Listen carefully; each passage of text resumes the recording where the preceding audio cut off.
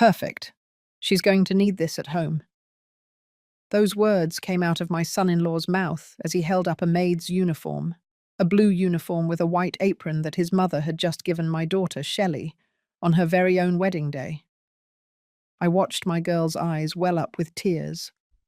I saw her clutch that uniform in her trembling hands. And something inside me, something that had been dormant for 60 years, woke up. My name is Margaret Fields. I'm 60 years old, and what happened that night at the Grand Ballroom changed everything. But to understand what I did, I need you to listen from the beginning, because some stories can't be told in just one night. There are humiliation that are woven slowly, with fake smiles and poisoned words. Shelley met Rob 3 years before that wedding. It was January. I was brewing hot coffee in the kitchen when she walked in, almost floating. "Mum, I met someone." That's how it all started, with that innocent phrase, with those shining eyes I hadn't seen since she was a little girl. Rob came from a well-known family in the Greenwich Village area. His mother, Mrs. Constance Cunningham, née Miller, had been the queen of her little kingdom her entire life. A woman who measured people by the size of their houses and the sparkle of their jewelry. The first time I met her was at a cafe on the Upper East Side. She arrived 30 minutes late. "Oh, I apologize, Margaret," she said without looking me in the eye. "My driver got the address wrong." She never called me by my first name again. From that day on, I was simply Shelley's mother, as if I didn't have my own identity. My daughter was so in love that she didn't see the signs, or maybe she saw them and preferred to ignore them. "Mum, Rob is different," she would tell me. "He respects me. He loves me." And God knows I wanted to believe her. The months passed. Rob was polite to me, correct. But there was something about the way he would smile when his mother spoke, as if they shared a secret joke the rest of the world didn't understand. One day, 6 months before the wedding, Shelley came home quieter than usual. She sat down at the kitchen table where we had always solved life's problems. "Mrs. Cunningham says I need to learn to cook better," she mumbled without lifting her gaze. "She says their family has a standard." I felt a cold chill run down my spine. "And what did Rob say?" "He laughed, Mum," she said. "He said his mother was right." I couldn't sleep that night. I lay looking at the ceiling, thinking of all the times I had allowed others to make me feel small, all the times I had stayed silent to keep the peace, and I swore to myself that my daughter would not inherit my silence.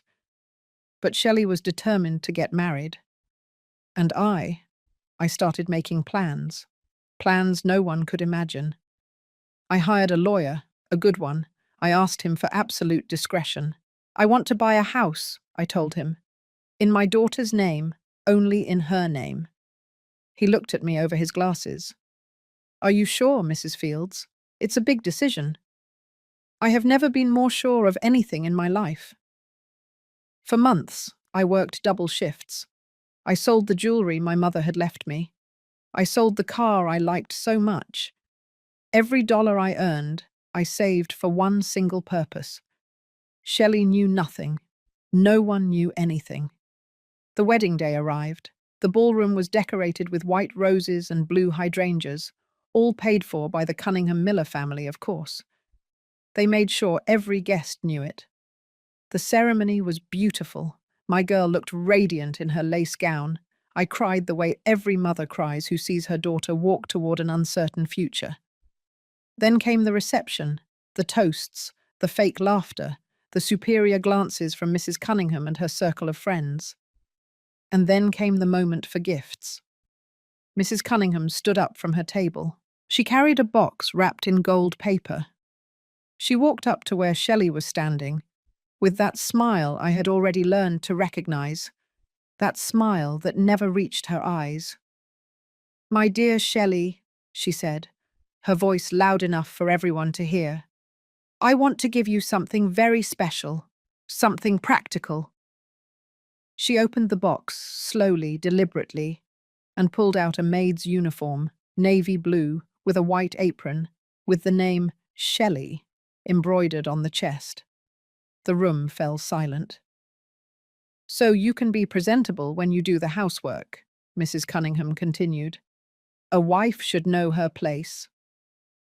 Mrs. Cunningham's friends laughed discreetly behind their napkins. Rob stepped closer, took the uniform in his hands, and with that smile I now hated, he said, "Perfect, Mum. She's going to need this at home." I saw the tears streaming down my daughter's face. I saw her trying to smile, to maintain her composure, not to make a scene. And in that moment, everything became clear. I rose from my chair, slowly. My hands were trembling, but my voice came out steady and clear. "What an interesting gift, Mrs. Cunningham," I said, walking toward them. "Now allow me to give my daughter mine." I pulled a small box, lined in blue velvet, from my purse. "Open it, my love," I told Shelley. She looked at me with eyes full of tears and confusion. She opened the box with trembling hands.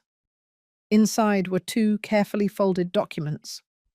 She unfolded them, and as she read what they said, I thought of how sometimes we trust too much in those we shouldn't. Have you, too, been disappointed by someone you loved? Tell me your story in the comments. I want to read it. Shelley held those papers in her hands as if they were made of glass. Her eyes traced the lines over and over, trying to understand what she was seeing. "Mum, what is this?" "Read it out loud, my love," I told her. My voice came out calmer than I felt inside. She swallowed. The tears were still falling, but now for a different reason. "Property deed," she began to read, her voice shaking. "House located at Magnolias Lane, number 43, Brooklyn Heights. Owner, Michelle Sophia Fields Estrada." The silence in the ballroom was so thick you could cut it with a knife. Mrs. Cunningham had lost all composure. Her face, always so carefully made up, had turned pale and then red, very red. "What does this mean?" Rob asked. He wasn't smiling anymore. "It means," I said, looking him directly in the eye, "that my daughter has her own roof over her head, her own house, in her name, only in her name." Shelley kept reading the second document. Her lips moved in silence. "And this, Mum, this is a power of attorney." "Yes, my dear, a power of attorney that establishes that this house is yours and only yours, that no one can claim rights to it, not even your husband. I need you to understand something. I am not a wealthy woman. I never have been. I've been working since I was 16 years old, first at my uncle's stationery store, then at the neighborhood middle school as a secretary, and later as an administrator. Every dollar I've earned in my life, I've sweated for. I've worked for it with my own hands. But there are things money can't buy. Dignity, for example. Respect. The certainty that your daughter won't have to depend on anyone for a place to sleep. The house I bought wasn't a mansion. It was a simple 3-bedroom house with a small yard and a fountain in the patio. But it was hers. Completely hers. "I don't understand," Rob said. His voice had changed. He was no longer the polite, correct son-in-law. He was a man who had just realized that something wasn't going according to his plans. "Why would you do something like that? Don't you trust me?" I walked toward him, very slowly. I looked at him as only a mother can look at the man who is about to hurt her daughter. "It's not about trust, Rob. It's about my daughter never having to wear that uniform your mother gave her. It's about that if one day she decides she no longer wants to be in a place where she is humiliated, she has somewhere to go." Mrs. Cunningham finally found her voice. "This is an insult," she shrieked. "An insult to our family." Her sharp voice echoed in the room. Some people started murmuring. "You're implying that my son won't take good care of his wife." I'm not implying anything, Mrs. Cunningham. I'm just making sure my daughter has options. The guests began talking among themselves, some with approval, others scandalized. Rob's cousin, the one who had always been kind to me, gave me a small nod from his table. Rob's father, Mr. Ernest Cunningham, who had been quiet all night, rose heavily from his chair. He was an older man, 72 years old, with that air of authority that comes from years of managing a business. "Margaret," he said, approaching me. Everyone expected him to scold me, to defend his wife, but he didn't. He walked up to Shelley and took her hands in his. "My girl, your mother is a very wise woman, and you are very lucky to have her." Then he looked at me. "I couldn't do this for my own daughter. I wish I had. Maybe today she wouldn't be living in a marriage that makes her unhappy." Mrs. Cunningham let out a choked cry. "Ernest, how dare you?" "I dare because it's the truth, Constance. I dare because I'm tired of watching you treat people as if they were beneath you." The reception never recovered from that moment. Some guests began to leave early. Others stayed but with uncomfortable faces, unsure where to look. Shelley hugged me so tightly I thought she would break my ribs. "Thank you, Mum," she whispered in my ear. "Thank you. Don't thank me yet, my love. This is just starting." And she was right, because what happened that night was only the beginning. Let me tell you how I came to that moment, how I came to make that decision that changed everything. 6 months earlier, when Shelley told me about Mrs. Cunningham's comment about her cooking, I had gone to visit my sister Lucy. Lucy is 2 years older than I am. All her life she had been prettier, thinner, more elegant. She married young to a man from a good family. Richard, a well-educated, handsome man, with a prosperous importing business. For 20 years, Lucy lived in a beautiful house in Beverly Hills. She had a driver, she had help, she had everything a woman could wish for, except respect. Richard was cheating on her. Everyone knew it. He didn't even bother to hide it. And when Lucy finally had the courage to ask him for a divorce, she discovered something terrible. The house was in his name. The cars were in his name. The bank accounts were in his name. Lucy had nothing. After 20 years of marriage, of raising 3 children, of organizing her husband's business dinners, of being the perfect wife, she had nothing. She had to return to my parents' house, at 42 years old, with her children, with no money, no options. The day I went to visit her, I found her in the kitchen of the house where we grew up. Our mother had passed away 2 years earlier. The house felt empty and sad. Lucy was preparing chamomile tea. Her hands, which were always perfectly manicured, now looked rough, unpolished, with short nails. "You know what the worst part is, Maggie," she said without looking at me.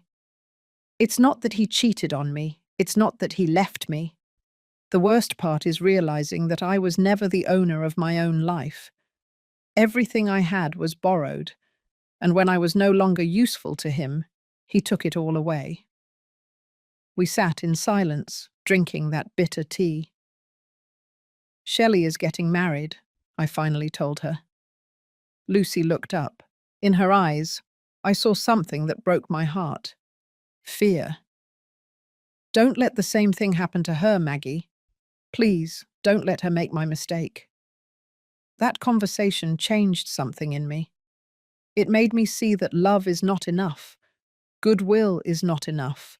Promises are not enough. That very night, I started doing the math. How much did I have saved? How much could I get? How much did I need? My salary as an administrator wasn't bad. After 30 years of work, I had managed to save something. Not a lot, but something. My mother's jewelry was kept in a safe in my closet. A pearl necklace, white gold earrings, a ring with a small diamond that my father had given her for their 25th anniversary. "Forgive me, Mum. I whispered that night as I took it out of its case. "But this is for your granddaughter. I know you would understand." I went to 3 different jewelers to get the best price. At the last one, the owner was an older gentleman who looked at me with tired eyes. "They are very nice pieces," he said. "Are you sure you want to sell them?" "Completely sure." He gave me a fair price. Not excellent, but fair. I signed the papers without hesitation. Then I sold my car, a 2008 Nissan Sentra that had lasted me for years. It was old but reliable. A young student bought it for his wife. "It's so she can take the kids to school," he explained with a shy smile. "It will last her many years," I told him. "Take good care of it." I started taking public transportation, the bus, the subway, long walks in the sun. At 60 years old, it wasn't easy, but every time I felt my legs ache, my back killing me, I thought of Shelley, of the uniform that Mrs. Cunningham was probably already planning to give her. And I kept walking. I also started working weekends. I got an extra job teaching computer classes to seniors at a community center. They didn't pay much, but every dollar counted. Shelley noticed I was more tired. "Mom, are you okay? You look so thin." "I'm perfect, my love, just a little busy with work." I couldn't tell her the truth. Not yet. I needed it to be a surprise. I needed that day, the day of her wedding, when Mrs. Cunningham tried to humiliate her, for her to have something real, something tangible, something that no one could take away from her. 3 months before the wedding, I finally had enough money for the down payment. I went to see houses with a real estate agent a co-worker had recommended to me. "I'm looking for something simple, but respectable," I told him. "With a yard, if possible, a place where my daughter can feel at peace." We saw 7 houses. Some were in bad shape, others were in areas I didn't like. But the eighth one was perfect. It was on a quiet street in Brooklyn Heights, a 2-story house, painted a light peach color. It had a small fountain in the patio with blue and white tiles. Bougainvillea grew over the back wall, filling everything with magenta color. "This one," I said. "This is it." The agent looked at me surprised. "Don't you want to see the inside?" "Yes, of course, but I already know this is it." We went inside. The interior smelled of fresh paint and cleanliness. The living room was small but bright. The kitchen had enough space for a large table. The bedrooms were on the 2nd floor, with windows overlooking the yard. The main bedroom had a balcony. I stepped out. From there you could see the fountain in the patio. You could hear the water running softly. I closed my eyes and imagined Shelley sitting there in the mornings, drinking coffee, listening to the water, at peace. "I'll take it," I said. The legal process was complicated. The lawyer, Attorney Miller, was a meticulous man. "Mrs. Fields, I need you to understand something very important. If we make the deed only in your daughter's name, and then we create the special power of attorney you are asking for, it means that even if she gets married, the house will remain only hers. The husband will not have any rights to the property." "That is exactly what I want." "It is unusual," he said. "It can cause tension in a marriage."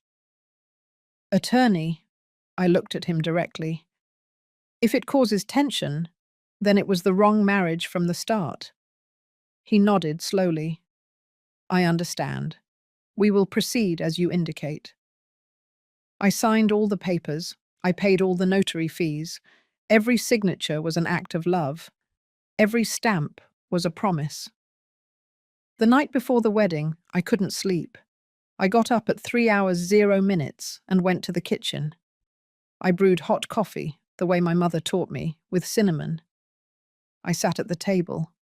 The very table where Shelley had cried when Mrs. Cunningham told her she needed to learn to cook better. I took the documents out of my purse. I unfolded them carefully. I read every line again, though I already knew them by heart. I hope I'm doing the right thing, I whispered into the darkness. I hope one day she understands why I did this. Outside, a dog barked in the distance. The clock in the living room marked 3 hours, 30 minutes. I folded the papers again. I put them in the blue velvet envelope I had bought especially for this, and I waited for the sunrise.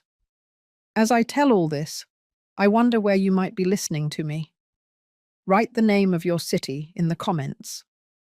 After Mr. Ernest said those words about his own daughter, the room was divided. There were those who looked at me with admiration. Other people, especially Mrs. Cunningham's friends, gave me looks of contempt. Rob had moved away from us. He was in a corner with his mother, speaking in low voices but with abrupt gestures. She waved her hands as if conducting an invisible orchestra. He nodded, a lot. Shelley was still hugging me. I could feel her trembling. I don't know if it was from joy or fear. Maybe both. Mum, I don't know what to say. Don't say anything, my love. Just promise me that you will never forget that you have that place, that you will always, always have a roof that is yours. She nodded against my shoulder. Her tears dampened the fabric of my wine-coloured dress. The band started playing again, trying to recover the festive atmosphere. But it was useless. The damage was already done. Or rather, the protection was already in place. Uncle Andrew, my deceased husband's brother, approached us. He was a man of almost 70 years old, with a white moustache and eyes that always seemed to be smiling. "Margaret," he said softly, "what you did there, your husband would be very proud." My husband, Charles, had been dead for 8 years. A sudden heart attack while waiting for the bus to go to work. He was only 52 years old. We never had much. He worked at a hardware store. I worked at the school. But we were happy. He respected me. He valued me. He never made me feel small. "Thank you, Uncle," I said, my voice breaking. When Charles died, I thought I would never be able to move on. Shelley was 17. She was still in high school. Suddenly I found myself alone, with a daughter to support, bills to pay, an uncertain future. But I kept going, because that's what women do. We keep going even if the world is falling apart. And now, 8 years later, I was here, watching my daughter get married, protecting her in the only way I knew how. Rob finally returned. His face had changed completely. He was no longer the groom in love. He was a stranger in a tie. "Shelley, we need to talk." "Not now, Rob. It's our wedding." "Precisely because of that, we need to talk. Your mother just—" "My mother just gave me the best gift anyone could give me," Shelley interrupted him. And in her voice there was something new, something I had never heard before. Firmness. Rob clenched his jaw. For a moment I thought he was going to explode, but he didn't. Instead, he forced a smile. "All right, we'll talk later." He walked away again, this time toward the bar. He ordered a whiskey, then another. Mr. Ernest approached me while I watched Rob drink. "My son is not used to things not going his way. I know. His mother raised him that way, believing the world owes him something, that people are tools for his convenience." I looked at the old man. His eyes were tired. "Why did you stay with her all these years, Mr. Ernest?" He sighed deeply. "Out of cowardice, Margaret. Out of simple and plain cowardice. And because when you are 60 years old and have a life built, getting a divorce seems harder than enduring. But a day doesn't go by that I don't regret it." He was silent for a moment. Then he added, "Don't let your daughter make my mistake. If that boy doesn't treat her well, if he makes her feel small, If he mistreats her in any way, you already have a place to go back to. I know. And I will be keeping an eye out. You have my word. That was one of the saddest conversations of my life. Seeing an elderly man admit that he wasted decades in a loveless marriage. The party ended around midnight, much earlier than planned. The newlyweds were supposed to leave that night for Cabo, a week at an all-inclusive resort. I helped Shelley change from her wedding dress into her travel clothes. It was a simple white dress with embroidered flowers. "Mum," she said as I zipped her up, "how did you know?" I told her about Lucy, about how my sister had lost everything, about how I had promised that the same thing would not happen to my daughter. Aunt Lucy never told me that. Aunt Lucy is ashamed. She shouldn't be, but she is. That's how the women of our generation are. We were taught that the failure of a marriage is the wife's fault, that if a man leaves, it's because we weren't enough. That's horrible, Mum. I know, my love. That's why I want you to be different. Never accept being treated as less. Never depend completely on anyone. We hugged. I cried again. It seemed I wouldn't stop crying that night. When we went downstairs, Rob was already waiting by the car, a black BMW that his father had given him. Mrs. Cunningham approached to say goodbye. She had regained her composure. She was perfectly coiffed, perfectly made up, perfectly furious.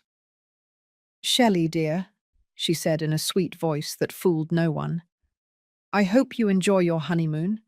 When you return, we need to talk about arrangements, about where you will live." "We already have a place to live, mother-in-law," Shelley replied.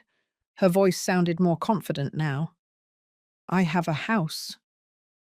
A house your mother bought to control you. A house my mother bought to protect me. There's a difference." Mrs. Cunningham pursed her lips into a thin line. Then she turned to me. "You are a very clever woman, Margaret. Very clever. But this is not going to stand." "It was not my intention for it to stand in any way, Mrs. Cunningham. It was only my intention to protect my daughter. You protected her from my family, as if we were her enemies." "I didn't protect her from your family. I protected her from vulnerability. There's a difference." We looked at each other for a long time. Two women from similar generations, two mothers, but with completely opposite views of the world. Rob honked the horn. He was impatient to leave. Shelley hugged me one last time. "I love you, Mum. Thank you." "I love you too, my dear. Call me when you arrive." I watched the black BMW drive away. The cans tied to the bumper rattled against the pavement. Inside, I could see Rob saying something to Shelley. She was looking out the window. I stood at the entrance to the ballroom until the car's lights completely disappeared. "You did the right thing," Uncle Andrew said to me, placing a hand on my shoulder. "I hope so." "You did. You'll see." That night, I returned alone to my apartment, a small two-bedroom apartment in Astoria. The walls were full of photos of Shelley, as a baby, as a child, as a teenager, at her college graduation, and now married. I sat on the sofa with a cup of herbal tea. I couldn't sleep. I kept thinking about everything that had happened, about Rob's face when he saw the documents, about Mrs. Cunningham's words, about the new firmness in my daughter's voice. At 2 hours 0 minutes, my phone rang. It was Shelley. "Mum, we arrived at the hotel. How was the flight?" Silence on the other end. Then, "Rob is angry. He hasn't spoken to me since we left the ballroom." I felt my heart clench. "And how are you?" "I don't know, Mum. I'm confused. I should be happy. It's my honeymoon. But he's punishing you with silence?" "Yes." I took a deep breath before speaking. "My love, listen to me closely. If a man punishes you with silence, with emotional abuse, with making you feel guilty for protecting yourself, that man does not love you. He wants to control you, and those are two very different things. Mum, we just got married. I know. And maybe Rob is just processing everything. Maybe tomorrow he will wake up and everything will be better. But if not, if in these days he treats you badly, if he makes you feel like you did something wrong by accepting my gift, then you know who he really is. I heard her crying on the other end. I'm scared, Mum. I know, my love, but you are no longer unprotected. Remember that. You have a house, you have options, you have a way out. We talked for a few more minutes. Then she hung up because Rob had gotten out of the shower.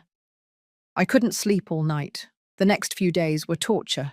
Shelley called me every day, but the calls were brief, tense. I could hear in her voice that something wasn't right. How is everything going? I would ask her. Fine, Mum. Everything is fine. But I knew it wasn't true. On the 5th day of their honeymoon, she called me crying. Mum, I need to tell you something. Last night, Rob and I had a horrible argument.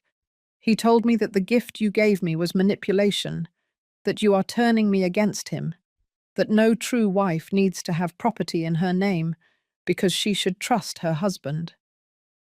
I gripped the phone so tightly that my knuckles turned white. And what did you tell him? I told him it wasn't true, that you were just protecting me. And then he told me that if I didn't sell the house and put the money in a joint account with him, it was because I didn't trust him, that if I didn't trust him, then why did we get married? Shelley. He didn't speak to me all night, Mum. He slept on the suite's sofa. This morning we packed in silence. Our flight back is tomorrow, and I don't know what to do. My love, listen to me. What Rob is doing has a name. It's called emotional manipulation. He is making you feel guilty for something that is not your fault. He is punishing you for having something that is yours. But Mum, maybe he's right. Maybe I should trust him more. Trusting doesn't mean handing over everything. Trusting doesn't mean giving up your security. Trusting doesn't mean putting yourself in a position of complete vulnerability. She cried and cried. I don't know what to do. Yes, you do, my love. Deep down you know. But you are afraid. And it's okay to be afraid. But don't let fear make you make decisions that are going to hurt you. We hung up. I sat in the kitchen, staring at the cup of coffee cooling in front of me. I thought about calling Rob, about telling him exactly what I thought of him, about yelling at him that my daughter was not his property, but I didn't, because Shelley needed to learn to defend herself. I could give her the tools, the house, the security, but the strength to use them, that she had to find herself. The next day, Mrs. Cunningham, Mr. Ernest and I went to pick them up at the airport. An awkward scene, if there ever was one. Mrs. Cunningham didn't speak to me. She behaved as if I were invisible. Mr. Ernest, on the other hand, greeted me warmly. How have you been, Margaret? Worried? I know. Me too. When Shelley and Rob emerged from the immigration area, I could immediately see that something had changed. They walked separately. He was ahead, she was behind, as if they were two strangers who happened to take the same flight. Shelley hugged me tightly. She was thinner. She had dark circles under her eyes. My love, are you okay? I am now, Mum. Rob greeted his parents. He completely ignored my presence. In the parking lot, Mrs. Cunningham approached them. Children, come have dinner at the house today. We need to talk about your plans, about where you're going to live. Rob nodded immediately. Yes, Mum. Let's go. But Shelley said, No, thank you, mother-in-law. I'm very tired. I want to go home and rest. Your house? Mrs. Cunningham asked with venom in her voice. Are you referring to the house your mother bought to control you? And then Shelley did something I will never forget. She straightened up. She lifted her chin. She looked her mother-in-law directly in the eyes. And she said, I'm referring to my house, the house that is in my name, the house where my husband and I are going to live. And if he has a problem with that, then we have bigger problems than deciding where to have dinner. The silence that followed was absolute. Rob looked at her with wide eyes. Mr. Ernest smiled slightly. Mrs. Cunningham turned red as a tomato. And I felt like I could breathe for the first time in days. My daughter had found her voice. I still wonder if I did the right thing. What about you? What would you have done in my place? The Brooklyn Heights house was empty when we arrived. Shelley had insisted we go directly from the airport. Rob drove the BMW in silence, his jaw clenched. I followed him in a taxi. When we arrived, the afternoon sun illuminated the bougainvillea growing over the wall. The fountain in the patio sang softly. Everything looked exactly as I had imagined that first time I saw the property. Shelley got out of the car and stood in front of the main door. It was solid walnut wood, with a wrought iron knocker shaped like a crescent moon. It's beautiful, Mum, she whispered. I took the keys out of my purse. 2 sets, one for her, another spare one for me, just for safety. It's yours, my love. All yours. Rob took the suitcases out of the car with jerky movements. He dropped them at the entrance with more force than necessary. Are you going to let us in, or are we going to stand here, admiring the facade? His voice was sharp. I opened the door. The interior smelled new, of fresh paint and possibilities. The living room had tile floors. The windows overlooked the yard. There was a small dining room connected to the kitchen. Everything was empty, of course. There was no furniture yet. I thought you could decorate it to your liking, I told Shelley. Choose your own furniture. Truly make this place yours. She walked through every room, touching the walls, looking out the windows, discovering every corner. Her eyes shone in a way I hadn't seen in weeks. Rob, on the other hand, walked with his hands in his pockets, examining everything with a look of displeasure. It's small, he finally said. It has 3 bedrooms, 2 full bathrooms, a living room, dining room, kitchen, and a yard, I replied. For a young couple, it's more than enough. My apartment on the Upper East Side is bigger. This is your home, not a rented apartment. He looked at me with cold eyes. It's not their home, it's Shelley's. You made sure of that, didn't you? Exactly. We went up to the 2nd floor. The main bedroom had that balcony I had liked so much.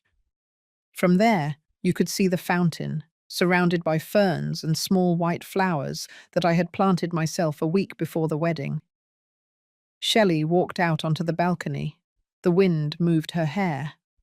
For a moment, she looked like a girl again. My girl. Mum, this is perfect. Rob walked into the bedroom, looked around, and let out a dry laugh. Perfect? It doesn't even have enough closet space for all my clothes. You can put in an additional closet, I suggested, or use one of the other bedrooms as a dressing room. Or we could sell this house and buy something better, something that belongs to both of us. The silence that followed was heavy. Shelley turned from the balcony. We are not selling the house, Rob. Why not? If you really trusted me. This has nothing to do with trust, she interrupted him. Her voice was firm but tired. It has to do with the fact that this is the first thing in my life that is completely mine. Can you understand that? What I understand is that your mother manipulated both of us. My mother protected me. Why is it so hard for you to see the difference? I cleared my throat. I think it's best if I leave you alone. You have a lot to talk about. I went downstairs quickly. I could hear their voices rising. I didn't want to be there. They needed to resolve this between themselves. Before leaving, I left the second set of keys on the kitchen sink, and I also left an envelope.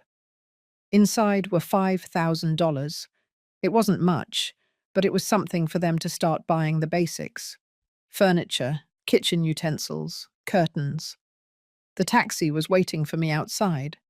The driver was leaning against the car, smoking a cigarette. "Everything all right, ma'am?" "Everything's fine," I lied.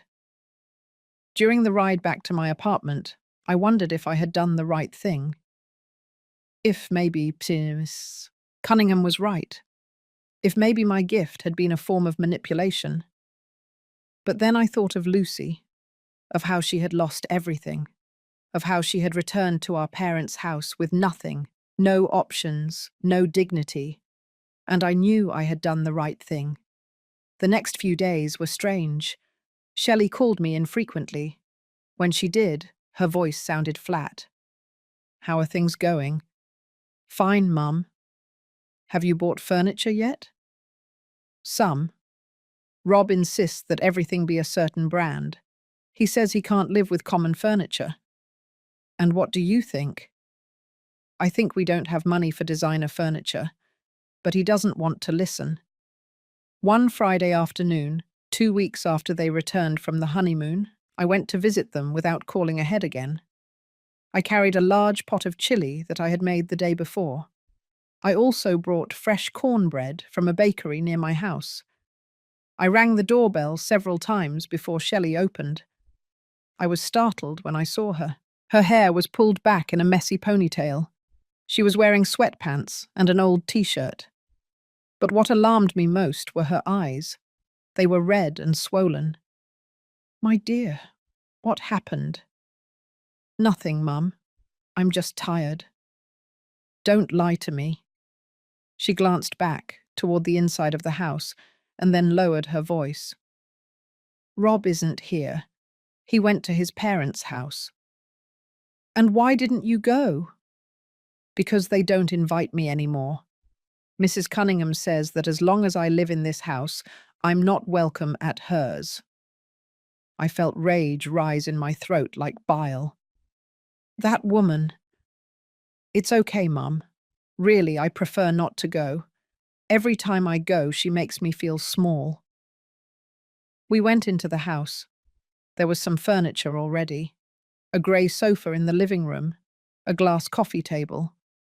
In the dining room, a light wood table with 4 chairs. Everything looked very impersonal, like a furniture showroom. No photographs, no colour, no life.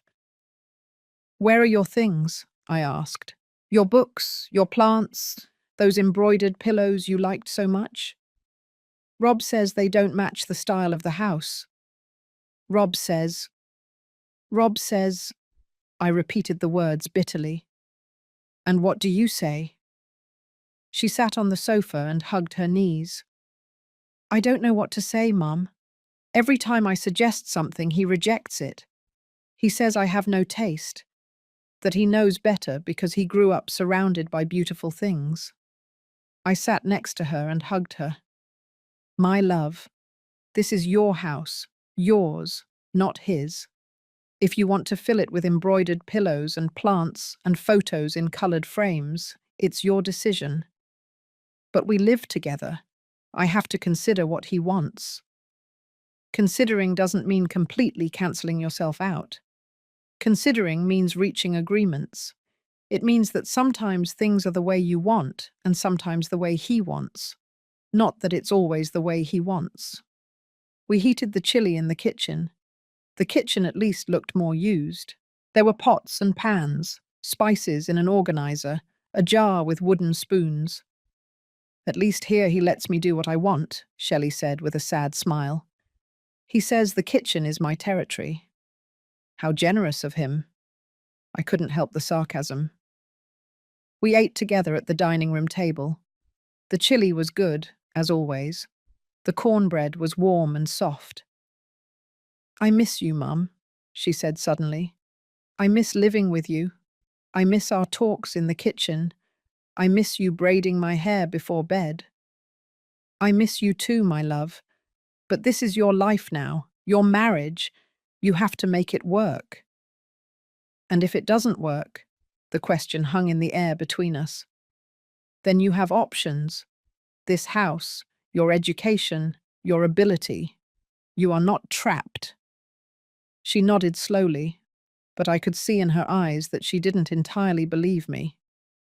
Rob arrived around 7 hours 0 minutes that evening. He walked through the door with that air of owning the world that I already knew well. Margaret, he greeted me without smiling. I didn't know you were coming. I brought food for you. I already ate at my parents' house. Real food. The implication was clear. My chili wasn't real food. I got up and started collecting the dishes.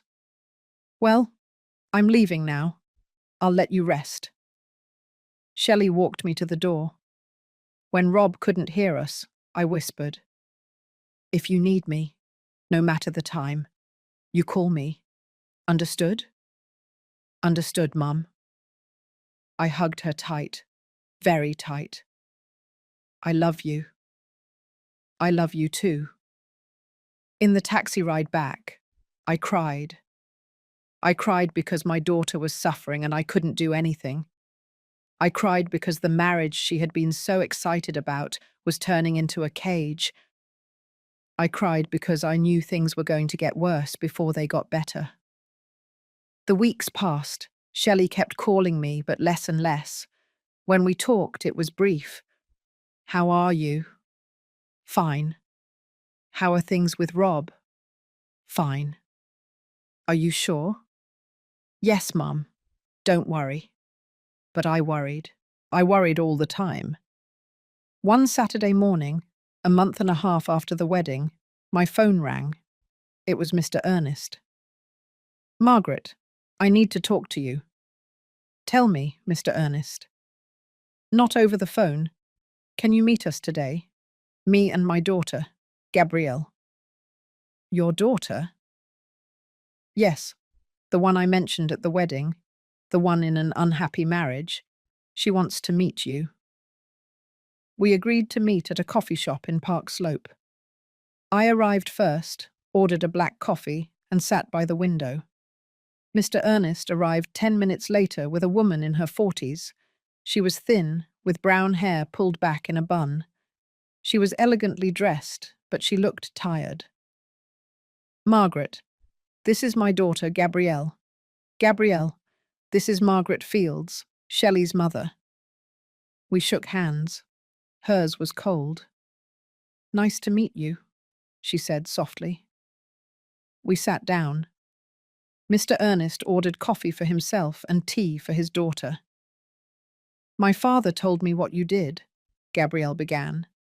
About the house for your daughter. I wish my mother had done something like that for me. I looked at Mr. Ernest. He nodded, encouraging her to continue. Gabrielle took a deep breath. I've been married for 15 years to a man who abuses me. Not physically, he has never laid a hand on me, but emotionally he has destroyed me. Her voice broke a little. She paused, took a sip of tea. When I got married, I worked at my father's company. I was the marketing director. I liked my job. I was good at what I did. She was excellent, Mr. Ernest corrected. My husband, Morris, started saying that I didn't need to work, that he earned enough, that a wife should be at home. I quit my job because I thought that would make us happy. She paused for a long time. But it didn't make us happy. He kept finding things to complain about, that the house wasn't clean enough, that the food wasn't like his mother's, that I had become boring because I had nothing to talk about except the home. Gabrielle, I took her hand across the table. It was trembling. 3 years ago I asked for a divorce, and I found out I had nothing. The house is in his name, the cars, the bank accounts, everything. I haven't worked in 12 years. I don't have recent experience. I don't have my own savings. And your father's company? Maurice convinced my mother that I shouldn't return, that it would be awkward, that it was better for me to stay at home. Mr. Ernest closed his eyes. I could see the pain on his face. I should have defended her more, he said. I should have stood up to Constance, but I didn't, and now my daughter is trapped. I'm not trapped, Gabrielle said with a thin voice. I'm just out of options. That's why I wanted you to talk to her, Mr. Ernest explained. So you could see what can happen, so your Shelley doesn't end up like this. Shelley has the house, I said. She has options. But for how long? Gabrielle asked. How long before Rob convinces her to sell it, or to put his name on the deed? My husband also started this way, little by little, asking for small things, making me feel selfish for wanting to keep something of my own. Her words chilled my blood. What are you telling me? I'm telling you to watch your daughter, to be vigilant, because men like Rob, like my brother, don't change. They just become more subtle. Mr. Ernest looked at me with tired eyes. Rob is my son and I love him, but I'm not blind. I know what he's like. I know how his mother raised him, and I'm afraid for Shelley. Me too, I admitted. Gabrielle squeezed my hand. Don't let your daughter end up like me, please. We stayed there, in that Park Slope coffee shop, 3 people united by the fear that the women we loved were in danger. When I returned home that afternoon, I called Shelley. My love, I need to see you. Mum, I can't right now. Rob and I are going to the movies.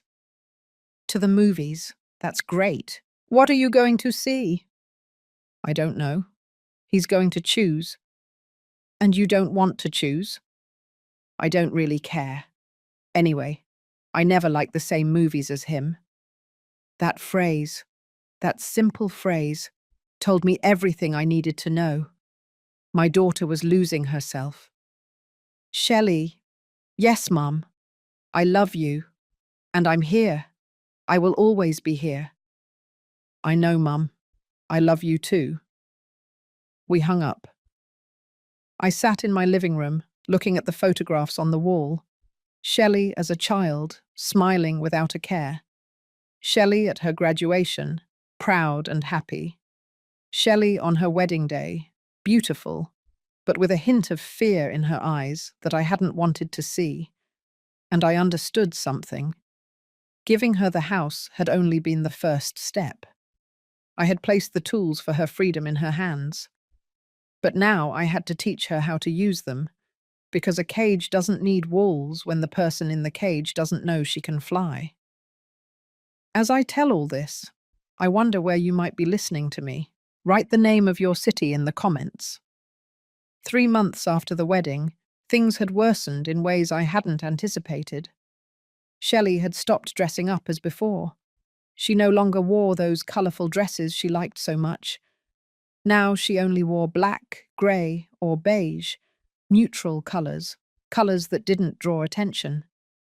Well, Rob says bright colours are for young women, she explained one day when I asked her. He says that now that I'm a married woman, I should look more serious, more mature. You are 26 years old, Shelley. You are young. I know, Mum, but it's easier this way.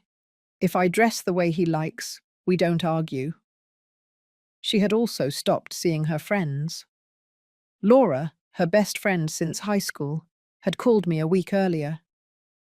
Mrs. Fields, is Shelley okay? She doesn't answer my messages anymore.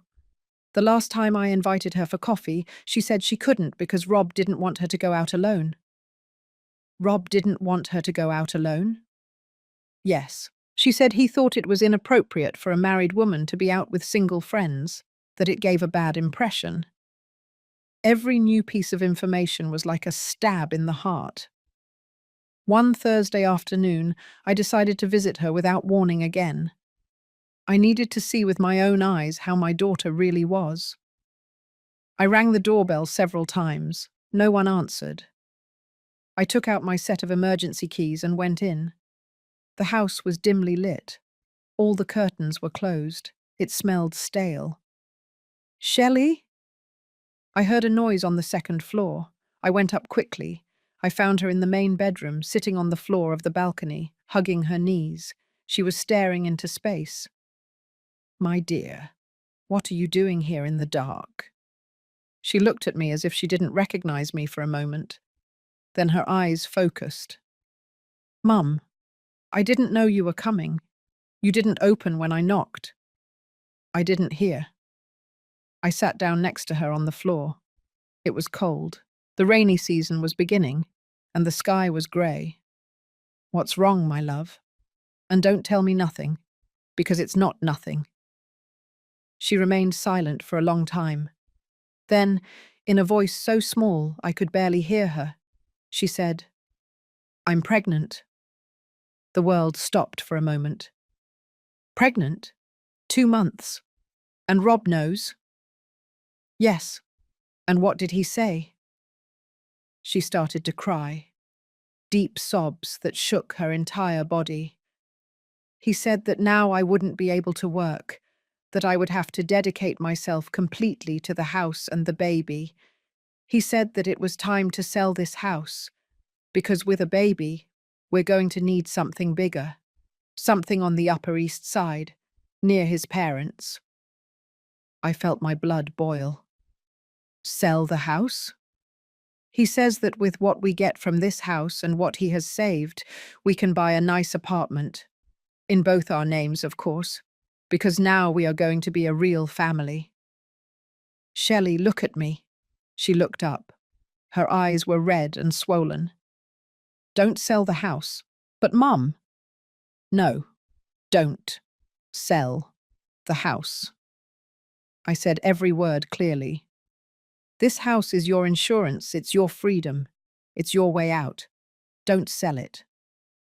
But we're going to have a baby. Rob is right. We need something bigger. This house has 3 bedrooms, one for you, one for the baby, and one for guests. It's more than enough. Rob says the neighborhood isn't good, that Brooklyn Heights is too far from everything. Rob says, always Rob says. And what do you say, Shelley? What do you want? She was silent, and in that silence I understood something terrible. My daughter no longer knew what she wanted. She no longer knew who she was. Listen to me closely. I took her hands. I know you're scared. I know a baby changes everything, but don't let fear make you give up the only thing that is yours. Rob has his properties, he has his money, he has everything, but this house is yours, only yours. I don't want to fight with him, Mum. I'm so tired of fighting. I know, my dear, I know. I hugged her as she cried. Her body was thinner. I could feel her ribs. Have you eaten today? I'm not hungry. Are you seeing a doctor? Rob wants me to go to his mother's gynecologist, a doctor on the Upper East Side. And do you want to go to that doctor? I don't know him. Then let's find another one that you choose, one you feel comfortable with. Rob is going to get angry. Rob is not the one who is pregnant. You are. You decide. For the first time in that conversation, I saw a flicker of something in her eyes. I don't know if it was hope or just a spark of the Shelley I knew. That night I stayed to sleep at the house. Shelley didn't protest. I think she needed company. I made chicken soup with vegetables, nothing too heavy. She ate little, but she ate something. We were watching television when Rob arrived around 10 hours, 0 minutes. Margaret, he greeted me with that cold tone that was now habitual. What are you doing here? I came to see my daughter. I see. Well, you've seen her. Now you can leave. Shelley was sitting on the sofa, very still. I could see her tense up. Actually, I'm going to stay tonight, I said. Shelley doesn't feel well, and I want to be here. It's not necessary, I can take care of my wife. I'm sure you can, but I'm staying anyway. We stared at each other. It was a battle of wills. Rob, Shelley said, her voice trembling. Let her stay. Please. He clenched his jaw. Then he went upstairs without saying a word. Thank you, Mum, Shelley whispered. You don't have anything to thank me for. I slept in the guest bedroom. Or rather, I didn't sleep. I stayed awake, listening. I heard when Rob entered the main bedroom. I heard their voices. He spoke in a low but harsh tone. She answered in monosyllables. I couldn't hear the exact words, but I didn't need to hear them. I knew that tone. It was the tone of a man who is used to getting his way. At 3 hours 0 minutes, I heard someone coming down the stairs. I peered out. It was Shelley. She went to the kitchen. She opened the refrigerator. She stood in front of the light, looking at the contents without taking anything out. I got up and went downstairs.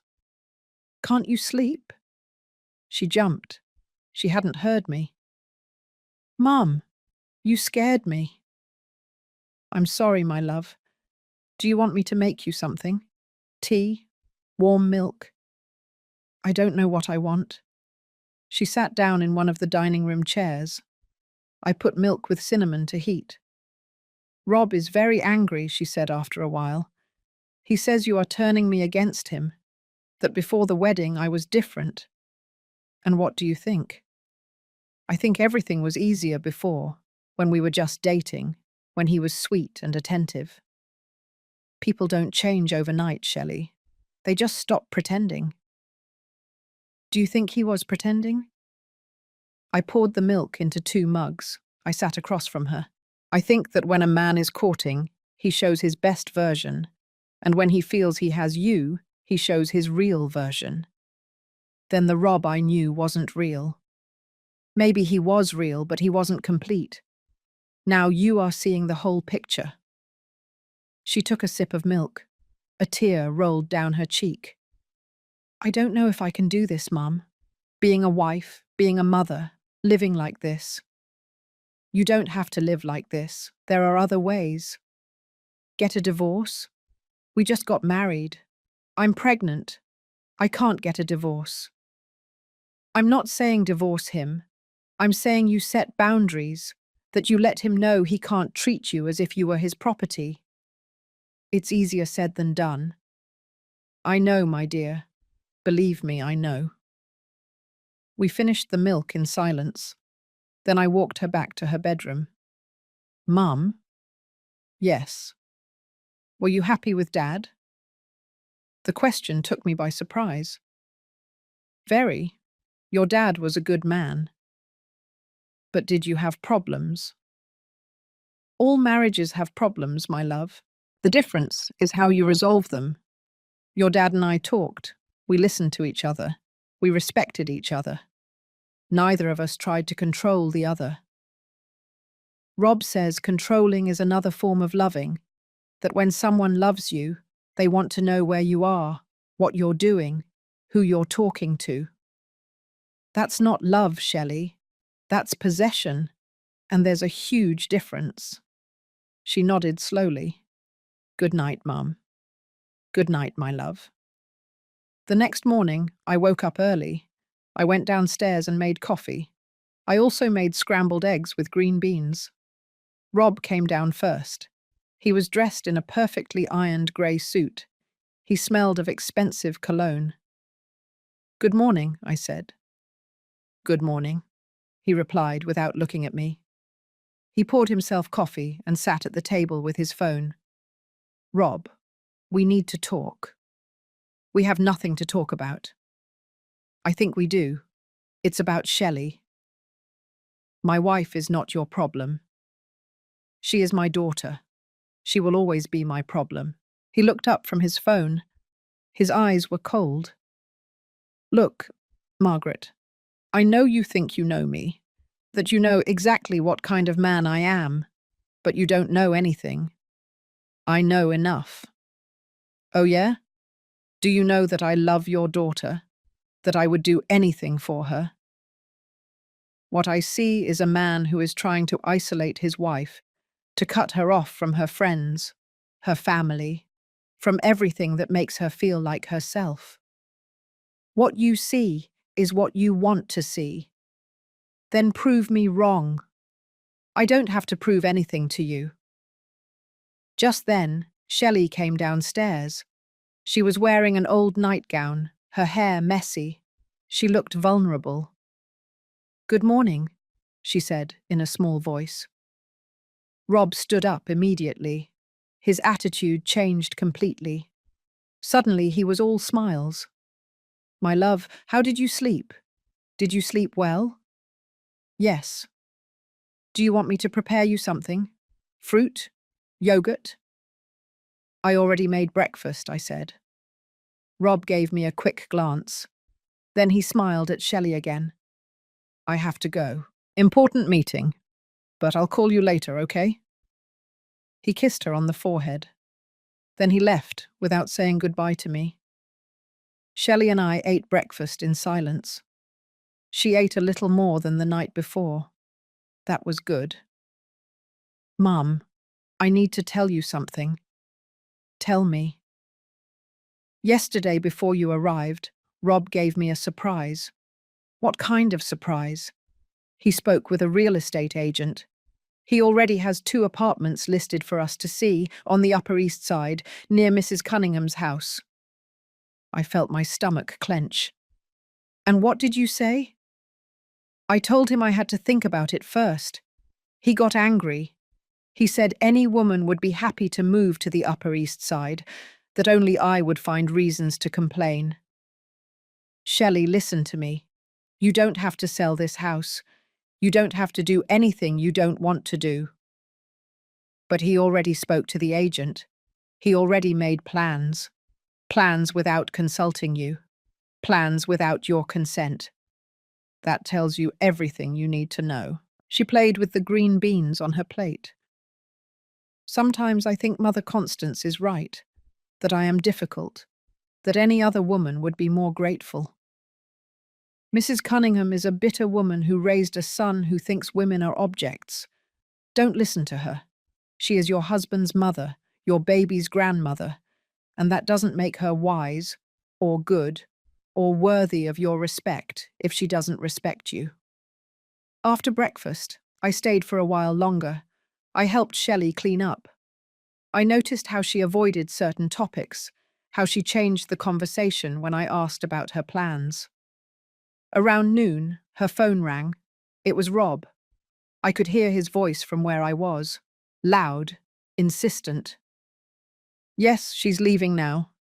"No, nothing happened." "Yes, I promise." "All right. I love you too." He hung up and looked at me with guilty eyes. "Rob wants you to come less often. He says we need space to be a real couple." "And what do you want?" "I want everyone to be happy." "That's not an answer. It's the only one I have, Mum." I said goodbye with a heavy heart. I knew things were going to get worse. I could feel it. Over the next few weeks, Shelley stopped answering my calls as frequently. When she did, her answers were short, evasive.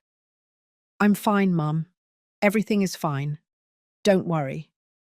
But I worried. I worried every minute of every day. One Saturday morning, a month and a half after the wedding, my phone rang. It was Laura, Shelley's friend. "Mrs. Fields, I saw Shelley at the supermarket." "And how was she?" "Bad. She looked very thin, and when I tried to talk to her, Rob appeared out of nowhere. He practically dragged her away, as if I were a danger." "Thank you for telling me, Laura." "Mom, something is not right. You have to do something." "I know. I'm trying." But the truth was, I didn't know what to do. I couldn't force my daughter to leave her husband. I couldn't force her to set boundaries. I couldn't live her life for her. I could only be there, waiting, ready for when she needed me, and praying that it wasn't too late. That night, before going to sleep, I took out the deed to the house. I read it again, every word, every clause. The house was in Shelley's name, only Shelley's. Rob had no legal right to it. But legal rights don't matter when someone has convinced you that you have no right to have rights. And that was exactly what Rob was doing, convincing my daughter that she didn't deserve to have something of her own, that being a good wife meant giving up everything, that true love was total sacrifice. I put the papers away and turned off the light. Outside, it started to rain, one of those heavy rains that announces a storm. And I, lying in bed, thought of my daughter, of my granddaughter or grandson on the way, of the future that looked darker and darker, and I wondered if everything I had done had been worthwhile, or if I had only delayed the inevitable. 2 more months passed. 2 months in which I barely saw my daughter. 2 months in which every phone call was shorter than the last. 2 months in which I felt I was losing her. Shelley was now 4 months pregnant. Her belly was just starting to show. I only knew because one afternoon I managed to convince her to meet me to go shopping. "You need maternity clothes," I had told her on the phone.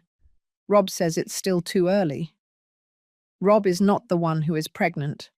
Come on, let's buy some pretty things."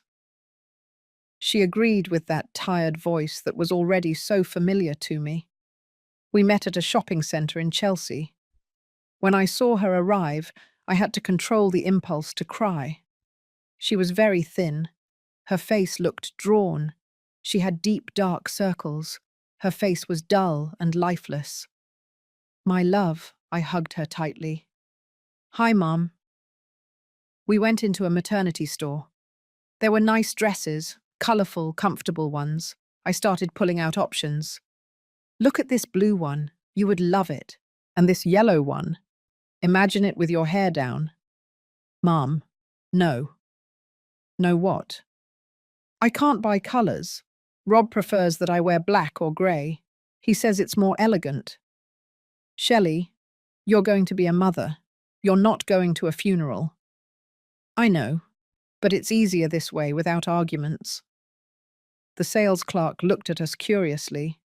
I pretended not to notice. We ended up buying 3 dresses, all black, all lifeless, just like my daughter had become. We went to have something at a coffee shop in the plaza. She ordered chamomile tea. I ordered coffee. "How have you been feeling? Nausea? Dizziness?" "At first, yes, better now. Have you gone to the doctor?" "Yes, the gynecologist Mrs. Cunningham recommended." "And how is he? Do you like him? Do you feel comfortable with him?" "He's professional." That word. Professional. Not kind. Not understanding. Professional. "Does Rob go with you to the appointments?" "Sometimes. When he can. He says his job is very demanding. But the job of being a husband is also demanding, especially when your wife is pregnant." She didn't say anything. She just stirred her tea with the spoon, over and over, a nervous gesture she had never had before. "Mum, there's something I need to tell you." My heart raced. "Tell me." "Rob found a buyer for the house." The world stopped. "What?" "It's a young couple. They have 2 children. They are willing to pay a good price. Rob says that with that money and what he has, we can buy the apartment on the Upper East Side that he likes so much." "Shelley, no. I already signed the preliminary papers." I felt like I was running out of air. "You already signed?" "Rob told me it was just to show we were interested, that we could still back out." "And do you want to back out?"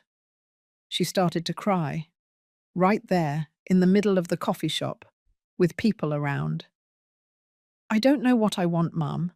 Rob says it's best for the baby, that on the Upper East Side there are better schools, better parks, better everything. That I'm selfish for clinging to a house just because you gave it to me. That house is yours. It's your security. It's your freedom. Rob says freedom in marriage is a myth, that when two people get married, they become one, and what's mine is his, and what's his is mine. Then why is the new apartment going to be in both your names, but he didn't put his house in both your names when you got married? She was silent. I could see she had never asked herself that question. She hadn't thought about that. Well, think about it now. Think hard. Why does he want you to sell what is yours to buy something that will belong to both of you? Why don't you buy the new apartment and keep the house as an investment? He says we don't need two properties. He has more than two properties, Shelley. He has the apartment where he lived when you were dating. He has land in the Hamptons that his father left him. He has shares in the family business. But the only thing he wants to get rid of is what is yours. I watched as the ideas began to connect in her mind, how she began to see what I had seen from the beginning. "Oh God," she whispered, "you're right. My love, I need you to promise me something. Don't sign anything else. Nothing. Until you speak with a lawyer." "A lawyer? Rob will think I don't trust him. And maybe you shouldn't trust him. At least not blindly." She wiped her tears with a napkin. "What am I going to do, Mum? I already signed those preliminary papers. Tomorrow we will go to Attorney Miller, the lawyer who helped me with the deed to the house. He will tell us what can be done. Rob can't find out. He won't find out unless you tell him." We stayed for a while longer at the coffee shop. Shelley started talking, and once she started, she couldn't stop. She told me things that chilled my blood. How Rob checked her phone every night while she slept. How he had asked her for the passwords to all her social networks. How he would get angry if it took her more than 10 minutes to answer his messages. How he had started criticizing her body, her weight, her way of dressing, her way of speaking. How Mrs. Cunningham came to the house without warning and checked how clean it was. How she would leave her little notes where she had found dust or disorder. How Rob had suggested that she quit her job, even though she had only been working for a year as a graphic designer at a small agency. He says that with the baby, I won't be able to concentrate, that it's better for me to quit now and dedicate myself to preparing everything for when it's born. And do you want to quit? I like my job. They don't pay much, but I like it. It makes me feel useful. Then don't quit. But Rob says, Rob says, Rob says, Rob says. I gently but firmly hit the table. "And what do you say, Shelley? When are you going to start saying what you want?" She looked at me with frightened eyes, like a little girl. "I don't know how." "Then we will learn together." The next day we went to see Attorney Miller. His office was in an old building in Park Slope. We went up 3 flights of narrow stairs. The lawyer was a man about 60 years old, with thick glasses and a completely white beard. He received us warmly. "Mrs. Fields, Miss Shelley, come in, come in." I explained the situation. He listened carefully, making some notes in a notebook. When I finished, he leaned back in his chair and sighed. "I see. Well, first things first. Did you bring the papers you signed?" Shelley took some documents out of her purse. The lawyer read them carefully. After a few minutes, he looked up. "This is a letter of intent. It is not legally binding. You can back out without any problem." Shelley let out a sigh of relief. "Really?"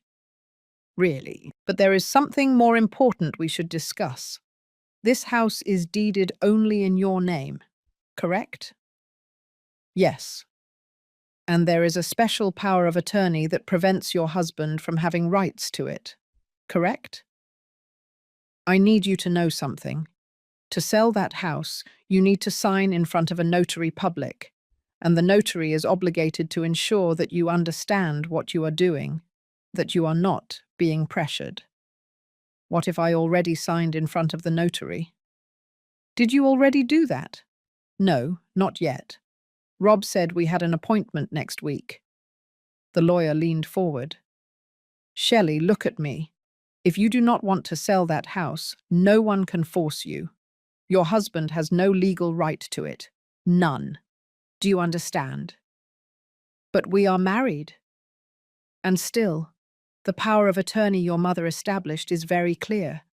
That property is yours, and yours alone. Rob says I'm selfish. Rob is trying to manipulate you into giving up your security. Shelley started crying again. I don't know what to do. If I don't sell the house, he will be so angry. I don't know what will happen. The lawyer looked at me. Then he looked at Shelley. My dear, has your husband threatened you? Has he laid a hand on you? No, never. He's not violent. But are you afraid of his reaction? She didn't answer immediately. That was already an answer. I'm afraid that everything will get worse, she finally said. That he will be angry. That he will punish me with silence. That he will go back to his mother's house and leave me alone. And would that be so bad? The lawyer asked softly. Being alone? I'm pregnant. I can't be alone. You wouldn't be alone, I said. You have me. You have the house. You have options. The lawyer took a card from his desk. Look, I'm going to give you the number of a colleague of mine. She is a lawyer specializing in family law. If at any time you feel you need advice about your marriage, about custody, about anything, you call her, okay? Shelley took the card with trembling hands. Thank you. We left the office with more questions than answers. But at least Shelley now knew she had rights, that she wasn't completely defenseless. I walked her to the bus stop for the ride back to Brooklyn Heights. Before she got on, I hugged her. I love you, my dear, and I will be here, always. I know, Mum. I love you too. I watched the bus drive away. Shelley waved to me from the window, and I had a bad feeling, a feeling in my stomach that I couldn't ignore. That night, at 11 hours 30 minutes, my phone rang. It was Shelley, crying so hard she could barely speak. Mum, I need you to come. Please. What happened? Are you okay? Is it the baby? Rob knows. He knows we went to the lawyer. I don't know how he found out, but he knows. Where are you? At the house. He left. He said horrible things, Mum. He said I was ungrateful, that he had been so good to me and I was repaying him like this, that you had brainwashed me. I'm on my way. Don't move. Do you hear me? Don't move. Hurry, Mum. Please. I hung up and rushed out. I didn't even change out of my pajamas. I put a sweater over them and almost flew down the stairs of my building. There were no taxis on the street. I had to walk 4 blocks to a main avenue. I finally found one. Brooklyn Heights, Magnolia's Lane. And hurry, please. The journey was endless. Every red light was torture. Every slow car was an unbearable obstacle. When we finally arrived, I gave the taxi driver $20 and told him to keep the change. I ran toward the house. The door was ajar. Shelley? I found her sitting on the stairs, hugging her knees. She was trembling. I sat next to her and hugged her. I'm here now. It's over. It's not over, Mum. This is just beginning. She was right. This was just beginning, and the worst was yet to come. I stayed with Shelley that night. I wasn't going to leave her alone. Rob didn't return. His phone rang and rang, but she didn't answer. Let it ring, I told her. Let him calm down first. He's not going to calm down, Mum. He's furious. I've never seen him like this. What exactly happened? How did he find out? She wiped her tears with the back of her hand. I don't know. I got home around 6. He was already here. That was strange because normally he gets home after 8. He was sitting in the living room with the lights off, just sitting there, in the dark. A shiver ran down my spine. And what did he say? At first, nothing. He just looked at me. Then he asked where I had been. I told him I had gone shopping with you. He asked me what I had bought. I showed him the dresses. He threw them on the floor. Shelley trembled as she recounted. Then he said, "Did you go shopping or did you go to a lawyer?" I froze, Mum. How did he know? I didn't tell anyone. Only you. Did someone see you? An acquaintance? I don't know. Maybe. The lawyer's office is in Park Slope.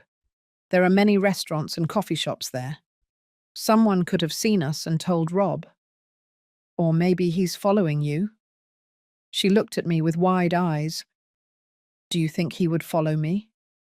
It wouldn't be the first time a jealous husband follows his wife. Rob isn't jealous. He's protective. My love, there is a very thin line between protection and control, and Rob crossed it a long time ago. I made herbal tea for both of us. We sat on the sofa in the living room. Outside, it had started raining again.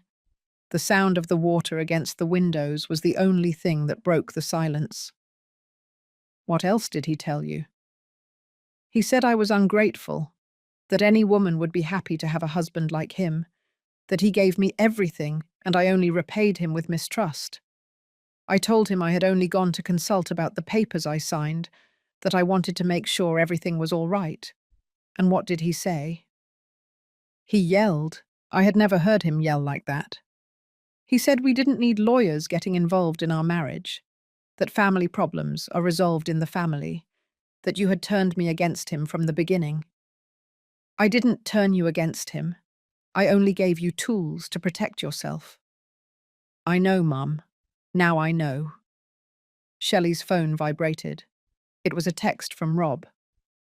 What does it say? She read aloud. I'm at my parents' house. I need to think. We'll talk tomorrow. But I want you to know that this has to end. You are either completely with me or you are not with me at all. You decide. It's an ultimatum. Yes. And what are you going to do? Shelley put her hands on her belly. Her small belly was barely noticeable under the loose t-shirt. I don't know. I have a baby on the way. I can't raise a child alone. You wouldn't be alone. You would have me, and you would have your house, and your job. Rob wants me to quit my job. Of course he does, because as long as you have a job, you have independence, you have your own money, you have a life outside of him. Mum, you sound like you hate Rob. I don't hate him. I don't even really know him. But I hate what he's doing to you. I hate seeing how you are slowly disappearing. She started crying again. She cried so much that night that I thought she wouldn't have any tears left. At 3 hours 0 minutes, she finally fell asleep. I stayed awake, sitting in a chair next to the sofa where she slept. I didn't want to leave her alone for a second. I thought about everything that had happened, about the wedding, about the maid's uniform, about Rob's face when he saw the deed to the house, about how everything had gradually gotten worse.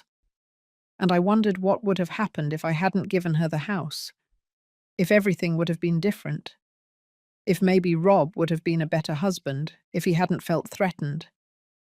But then I thought of Gabrielle, Rob's sister, of how she had lost everything, of how her mother hadn't protected her. and I knew I had done the right thing. The next morning, Shelley woke up with swollen eyes. I made coffee and found bread in the cupboard. We ate breakfast in silence.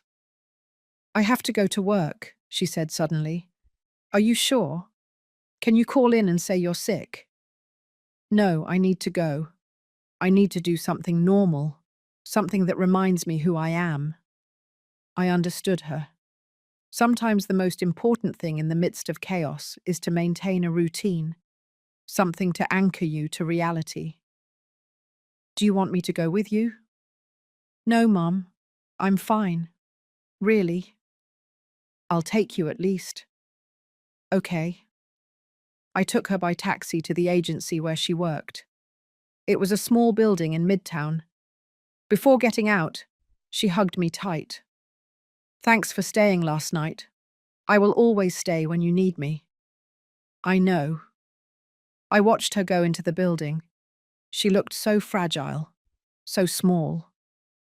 I went back to the Brooklyn Heights house. I needed to make sure everything was in order in case Rob returned. I picked up the dresses he had thrown on the floor. I folded them carefully and put them in the closet in the main bedroom. Then I went downstairs and washed the tea mugs from the night before. I tidied the kitchen. I took out the trash. I was finishing up when I heard someone open the front door. Rob. He burst in like a whirlwind. He was wearing the same clothes as the day before. He smelled of cigarettes and alcohol. His eyes were red. "Where is Shelley?" "At work." "Of course. Working. As if nothing happened." "Something did happen, Rob. And you know it." He looked at me with pure hatred. "You. This is all your fault." "No, this is your fault. For treating my daughter as if she were your property." "She's my wife." "Being a wife doesn't mean being a slave." "A slave," he laughed bitterly. "I gave her everything. A respectable last name, a good family, a future for her and her child. And you convinced her that I am the enemy." "I didn't have to convince her of anything. Your actions spoke for themselves." He walked up to me, too close. I could smell his breath. "Listen to me closely, Margaret. Shelley is my wife. That baby is my child. And this house farce is going to end. She's going to sell. And we are going to buy something together, as it should be." "That is not your decision to make." "Oh, it isn't? I'm her husband. I have every right." "You have no right. The house is in her name. Only hers. And if she doesn't want to sell it, it won't be sold." "She already signed the papers." "She signed a letter of intent. It is not binding. Ask your lawyer if you don't believe me." I watched his face change. It turned red, then purple. "How do you know that?" "Because we went to a lawyer, a real one, who explained Shelley's rights to us." He hit the wall with his fist, so hard that it left a mark. "This is unbelievable. Unbelievable. My own wife going to lawyers behind my back." "She didn't go behind your back. It was to protect herself." "Protect herself? Protect herself from what? From me? I'm her husband. I love her." "Love doesn't control. Love doesn't isolate. Love doesn't manipulate. You don't know anything about love. You were widowed and became bitter, and now you want your daughter to end up the same way." Those words hurt, but I wasn't going to let him notice. My husband respected me every day of our life together. He never made me feel small. He never tried to control me. That is love, Rob. What you feel for Shelley is not love. It's a need for possession. Get out of my house. This is not your house, it's Shelley's. Get out. I didn't move. "I will leave, but listen to me closely. If you hurt my daughter, if you lay a hand on her, if you threaten or harm her in any way, I will personally see to it that you pay." "Are you threatening me?" I'm promising you. I walked out of the house with my head held high, but when I closed the door behind me, my legs were trembling. I had crossed a line. I had confronted Rob directly, and I knew there would be consequences. I called Shelley from a payphone on the corner. My dear, Rob is at the house. He arrived while I was there. What? What happened? We had a conversation. A strong conversation. I think it's better if you don't go home tonight. Stay with me. Mum, I have to go. It's my house. I can't run away.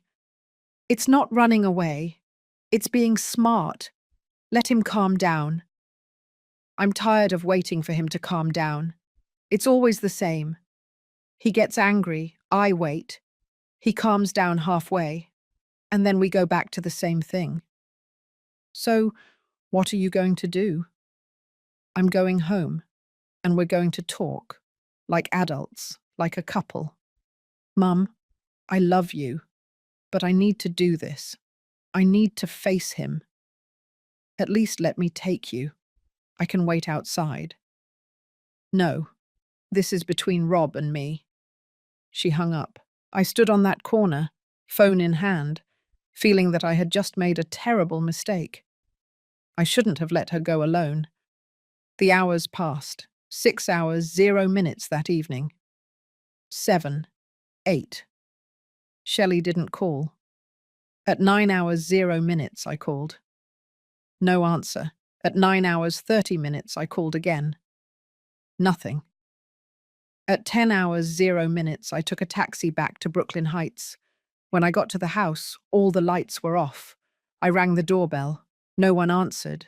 I used my keys. Shelley? Rob? A heavy, unnatural silence. I ran up the stairs. The door to the main bedroom was locked. Shelley, open the door. I heard a sob from the other side. Mum, open the door, my love. I can't. Rob took the keys. He locked me in. I felt my blood boil. Where is he? I don't know. He left an hour ago. He said he needed air, but he locked me in here, with the lock on the outside. I'm going to break down the door. No, Mum. It's too thick. You won't be able to. She was right. It was a solid wood door. I'm calling the fire department. No, please. I've caused enough of a scene. The neighbors will. I don't give a damn about the neighbors. We'll get you out of there and then we'll see. I called the emergency number. I explained the situation. They told me they would send a unit. 20 minutes later, 2 firefighters arrived, young men in blue uniforms. What's the situation? My daughter is locked in that bedroom. Her husband locked her in. They looked at each other. They knew this kind of situation. Is she okay? Is she hurt?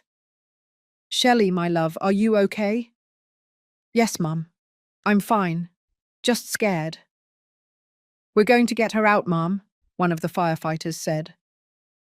It took them 10 minutes to force the door. When it finally opened, I ran inside. Shelley was sitting on the floor next to the bed, hugging her knees, just like that first time I found her like that. I hugged her so tightly I probably hurt her. It's over. You're out. The firefighters stayed for a moment. Miss, do you want us to call the police? What your husband did is illegal. It's deprivation of liberty. Shelley shook her head. No, I just want to leave here. Are you sure? Yes, please, I just want to leave. The firefighters left. I helped Shelley pack a suitcase, clothes, important documents, her toiletries. The house papers? I asked. In the study, in the top drawer of the desk. I ran downstairs. I found the documents, the deed, the power of attorney. Everything was there. I put them in my purse. When we left the house, it was almost 11 hours, 0 minutes that evening. The street was dark and quiet. The bougainvillea swayed in the wind. Shelley turned to look at the house one last time. I thought I was going to be happy here. You still can be, just not with him. I'm pregnant, Mum. 4 months. What am I going to do? You're going to be a mother. You're going to raise your child with dignity and love. And you're going to teach him or her that no one, ever, has the right to lock you in. That night, Shelley slept in my bed, just like when she was a child and had nightmares. And I stayed awake, watching, protecting, because I knew this wasn't over. Rob wasn't going to accept her leaving just like that. The storm was just beginning, and the worst was still to come. The next 3 days were hell. Rob called constantly. He left messages, some full of apologies, others full of threats. My love, forgive me. I don't know what came over me. I was so angry, so confused. Please come back. I promise it will be different. And then, 2 hours later. If you don't come back, I'm going to make you regret it. That baby is mine too. You can't take him away from me. My family has lawyers, the best ones. We'll take custody from you. Shelley listened to the messages and cried. I deleted each one after she heard it. He can't take custody from you, I told her. You have nothing to worry about. But his family has money, Mum. They have power. What if they can? They can't. You haven't done anything wrong. He was the one who locked you in.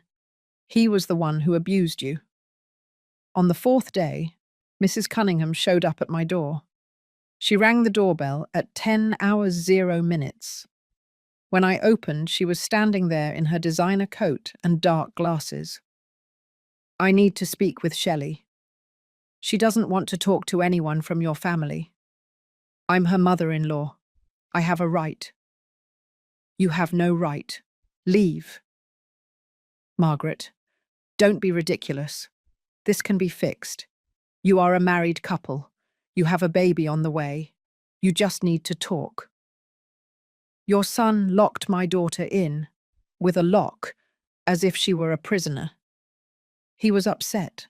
Men do things when they are upset. That is not an excuse and never will be.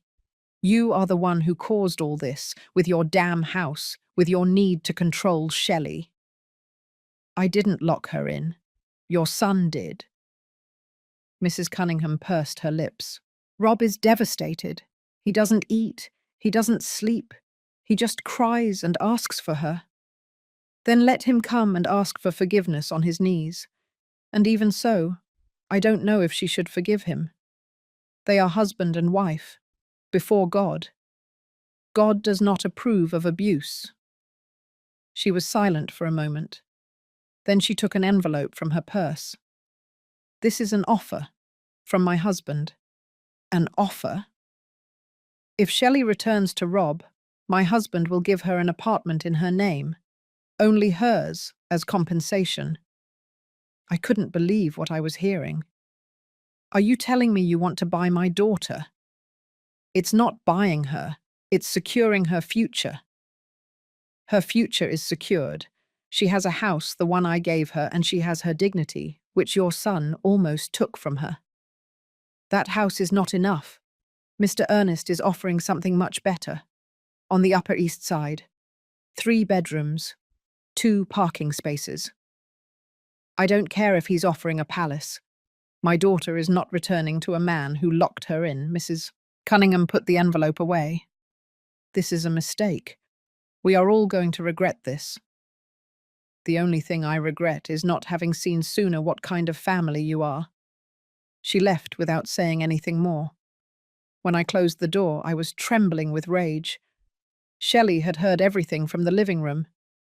An apartment on the Upper East Side. It doesn't matter where it is. It's not worth your freedom.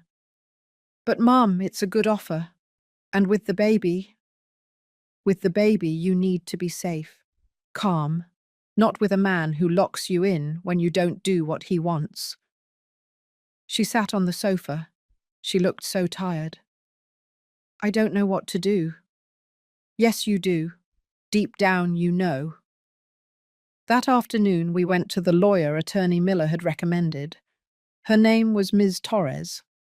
She was about 40 years old and had a direct gaze that inspired confidence. We told her everything, from the wedding to the lock-in. She took notes without interrupting. When we finished, she looked up. You have a case for psychological abuse and deprivation of liberty. We can proceed with a divorce petition and request a restraining order. Restraining order? Shelley asked. Yes, so Rob can't get close to you.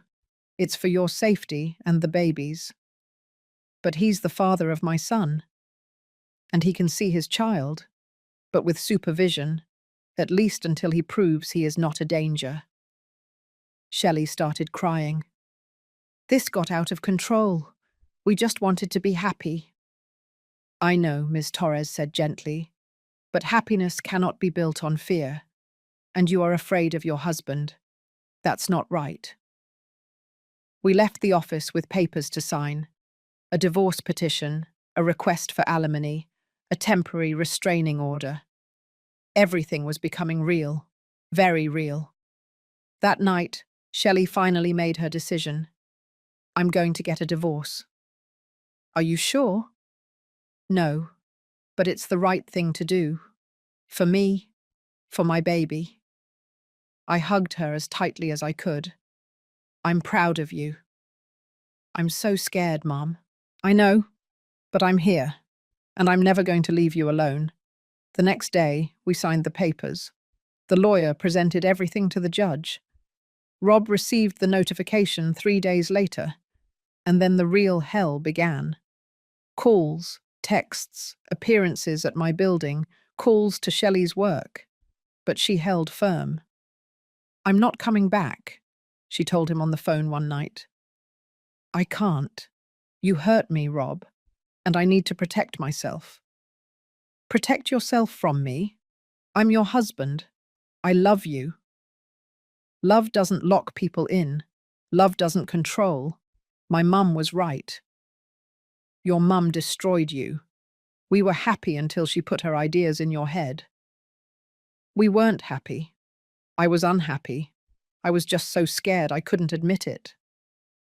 She hung up, and for the first time in months, I saw something in her eyes that I hadn't seen in a long time. Peace. Not happiness yet, but peace. And that was enough for now. 6 months later, Shelley gave birth to a beautiful girl. She was named Ellen, after my mother. The birth was natural, without complications.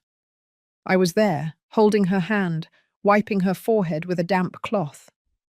You did it, my love, you did it. When they placed the baby in her arms, Shelley cried, but this time they were tears of joy. Hello, my love. Hello, Ellen. Your mum is always going to take care of you, I promise. Rob was not at the birth. The restraining order was still in effect. He could only see the baby with supervision once a week at a specialized center. At first, he went religiously. He held Ellen, he talked to her, he sang to her. But over time, the visits became spaced out. 2 weeks, 3 weeks, a month. Where is Dad? The center supervisor would ask when Shelley arrived. I don't know. He didn't answer my texts. Rob had found someone else, a 23-year-old girl who worked at his father's company. Pretty, young, no children, no house of her own, completely dependent on him. We knew this from Gabrielle, Rob's sister, who had started visiting Shelley regularly. My brother introduced his new girlfriend at the house. My mother is happy. She says he finally found someone who makes him happy. And Ellen? Shelley asked. He doesn't mention her. It's as if she doesn't exist. I watched my daughter's face move from surprise to pain, and then to something different. Acceptance. At least now Ellen won't grow up confused.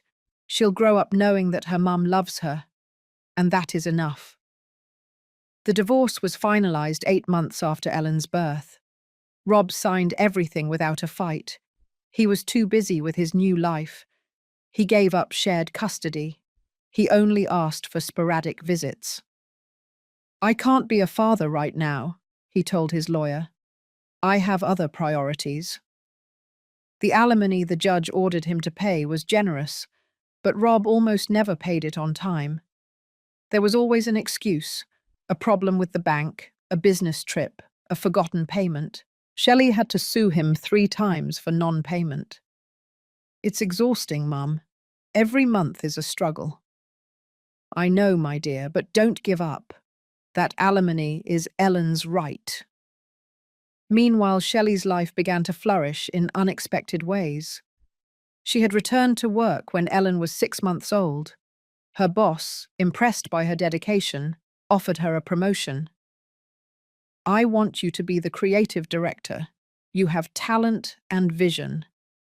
She had also met other single mothers at the park. They formed a support group. They helped each other with childcare. They shared recipes. They listened to each other when they needed to vent. "For the first time in years, I feel like myself," she told me one afternoon, while we were having coffee in her living room. The Brooklyn Heights house now had life. There were photographs on the walls, plants in the windows, Ellen's toys everywhere. "You look happy."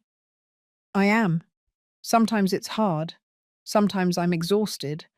But I'm free, Mum, and that's priceless." A year after the divorce, Gabrielle called me. "Margaret, I need to tell you something. About Rob. What happened? He's getting married again to the young girl. So fast? She's pregnant. My mother is organizing a big wedding. She says this time everything will be different. That this girl really knows what it means to be a good wife." I felt pity. Not for Rob, for that girl who didn't know what she was getting into. "And how is Rob?" Gabrielle sighed. "Unhappy. It shows. He smiles for pictures, but he looks empty. My dad says Rob asks about Shelley, about Ellen, but he's too proud to admit he made a mistake." 2 years after the divorce, we received news from the Cunningham family again. Rob and his second wife had separated. She had left him, taking their 1-year-old son. She said he was controlling, that he isolated her from her family, that he checked her phone. "Everything you said he did," Gabrielle told me over the phone. "It's sad," I said sincerely. "Sad that he doesn't learn." My dad tried to talk to him. He told him he needed therapy. Rob yelled that everyone was against him, that modern women don't know how to be wives. Mr. Ernest had tried to reach out to Shelley several times. He wanted to meet his granddaughter, but he respected that she needed time. Finally, when Ellen turned 3, Shelley agreed to a visit. Mr. Ernest arrived with tears in his eyes. "She's just like you when you were a baby," he told Shelley. "Beautiful." He had brought her a gift, a small necklace with a Virgin Mary medal. "It was my mother's, for Ellen, to protect her. Thank you, Mr. Ernest. I am so sorry for what my son did to you. I tried to raise him better. I really tried." "You are not to blame. Rob is an adult. He made his own decisions." The old man nodded sadly. "You know what? Rob lost his job at the family company. Why? Because my father discovered he was diverting funds to maintain his lifestyle, to impress his girlfriends. He fired him. And Mrs. Cunningham? She still defends him. She says everyone is unfair to him, that the world is against him. But I'm tired, very tired." 3 months later, Mr. Ernest passed away, a heart attack in his sleep. Shelley went to the funeral. She took Ellen, who already understood that this older gentleman was her grandfather. Rob was there. He looked gaunt, older than his 32 years indicated. When he saw Shelley, he approached. "Thanks for coming. I'm sorry for your loss. He loved you very much. He always defended you." "I know." Rob looked at Ellen. The girl had Shelley's dark hair and his green eyes. She's beautiful. I ruined everything, didn't I? Shelley didn't answer immediately. Then, in a soft but firm voice, she said, "Yes, you ruined it, but I built something better from the ruins." He nodded. A tear rolled down his cheek. "I'm sorry. For everything." "I know." That was the last time they spoke. Years later, I heard that Rob was still alone. He lived in a small apartment. He worked at a company that wasn't his family's. His mother visited him often, still blaming the world for his unhappiness. And I thought about how life always collects its debts. Rob had wanted to control. He had wanted to possess. And in the end, he was left with nothing. While Shelley, who had the courage to leave, to rebuild herself, to choose her freedom, had everything. He once called me crazy when I told her not to sell the house. Years later, I saw him alone at his father's funeral, with that empty look of someone who knows they lost the best thing they had. Life always collects its debts. Always. Today, Ellen is 7 years old. She is a bright girl, full of life and questions. "Grandma, why doesn't my dad come to see me?"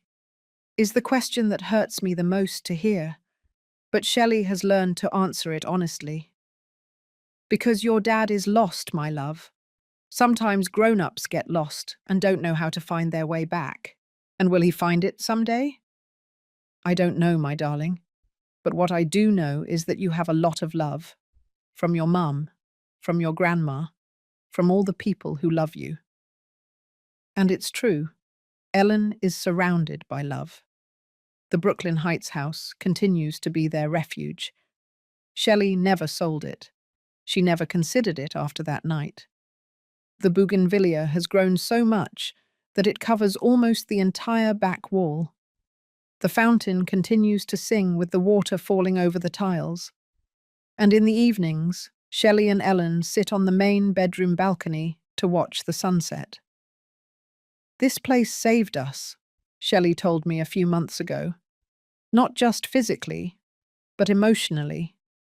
Having a place of my own, something no one could take from me, gave me the strength to keep going. That's what I gave it to you for, my dear. I know, and I thank you for it every day." Shelley is now the creative director of a large agency. She earns well, she has savings, she has started investing. "I want Ellen to have what I had," she tells me. Security, options, the certainty that she will never completely depend on anyone. She has also met someone. His name is Jeff. He is an elementary school teacher, also divorced, with a daughter Ellen's age. They are not rushing things. They have only been dating for 6 months, but what I see in them is different from what I saw with Rob. I see respect. I see that he listens to her. I see that he consults her before making plans. I see that he doesn't try to change her. "It's strange, Mum," Shelley told me last week. "With Rob, I always felt like I had to be less so he could feel more. With Jeff, I feel like I can be everything I am." That's how love should be, my dear. You should never make yourself small for someone else to feel big. We know little about Rob. Gabrielle tells us occasionally. He is still alone. He has had some girlfriends, but no relationship lasts. He still blames everyone but himself for his unhappiness. Mrs. Cunningham died last year. Until the end, she defended Rob. Until the end, she blamed modern women for not knowing how to be wives. Gabrielle finally gathered the courage to get a divorce 3 years ago. Now she works again at the family company that was left to her after Mr. Ernest's death. "Your mum inspired me," she told me at a dinner we had at the house. "Seeing how she protected Shelley made me realize that I also deserved protection, even if I had to give it to myself." This afternoon I am sitting in the patio of the Brooklyn Heights house. Ellen is playing with her dolls near the fountain. Shelley is in the kitchen making iced tea. I look around and see everything we built from those ruins. I see a strong mother raising her daughter with love and dignity. I see a happy child who knows she is loved. I see a house full of life and laughter. And I think of that night at the grand ballroom, of the maid's uniform, of Rob's face when he said, "Perfect. She's going to need this at home." I think of how I took the box with the documents out, of how everything changed in that moment, and I realized that it wasn't the house that saved Shelley. It was knowing that she had options. It was knowing that she wasn't trapped. It was knowing that her mother had loved her enough to give her the freedom to choose. Ellen runs towards me. "Grandma, when I grow up, am I going to have a house too?" "Yes, my love. Your mum and I will make sure of that." "So no one can lock me in?" I freeze. Shelley comes out of the kitchen. "What did you say, my darling?" "I heard you telling Uncle Jeff that Daddy locked you in, and that's why you left." Shelley kneels in front of her. "Yes, my love, but that's over. And the important thing is that I learned something. I learned that we must never, ever let someone take away our freedom. Do you understand?" "Yes, Mummy. And that's why we have this house, to always be free." "Exactly." Ellen hugs her mum and then runs off to play again. Shelley sits down next to me. She takes my hand. "Thank you, Mum, for everything, for the house, for believing in me when I didn't believe in myself, for staying that night, for all the nights. You don't have anything to thank me for. You are my daughter. I will always protect you. And I will protect Ellen. I will teach her what you taught me, that true love doesn't control, that freedom is not selfishness, that a woman must always have something of her own." We sit there, watching Ellen play. The sun is setting. The bougainvillea looks even more beautiful in the golden light of the sunset. And I think of all the women who are listening to this story, the ones who are in difficult marriages, the ones who are afraid to leave, the ones who think they have no options. I want them to know something. There are always options. There is always a way out. There is always hope. Sometimes we just need someone to remind us. Sometimes we just need a house, or a job, or a friend, or a mother who tells us, "You can do it. You are worth it. You deserve to be free." That night at the ballroom, when I took those documents out of the blue velvet box, I didn't know how this story was going to end.